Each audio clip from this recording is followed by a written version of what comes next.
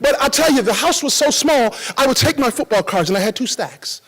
I had my 1 stack with Tony Dorsett, Roger Staubach, Franco Harris, and I had a scrub set, right? I had a scrub set of football cards. And people would ask me, why you got the scrub set of football cards, man?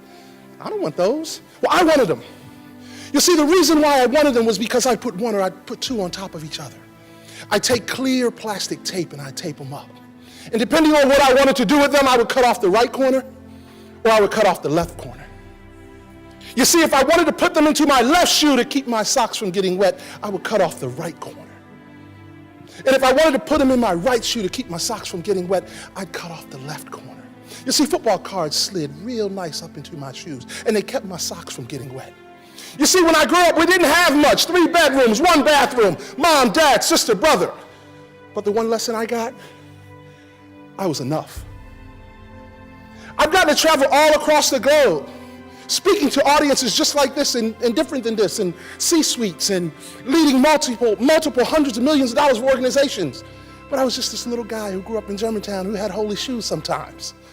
I was a little guy who would come into the house sometimes. I would smell the food cooking before I hit the front door, run into the house, run into the kitchen. Mom, where's the food?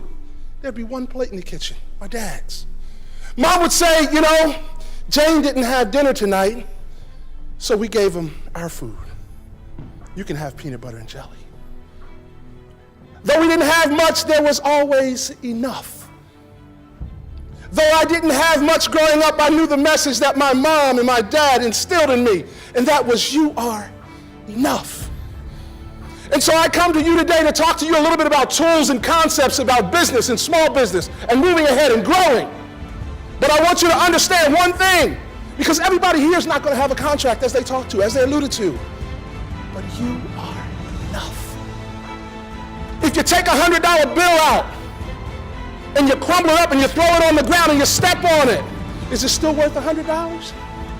Yeah. If you take that $100 bill and you rip it in half and you throw it on the ground and you step on it, is it still worth $100? As long as you got some of that clear tape like I used to have, yeah. Right? What I want you to understand is that this may not be your shot. You may get balled up, you may get thrown down, you may get stepped on, you may get bowled over and ripped in half, but you still have value. You are enough.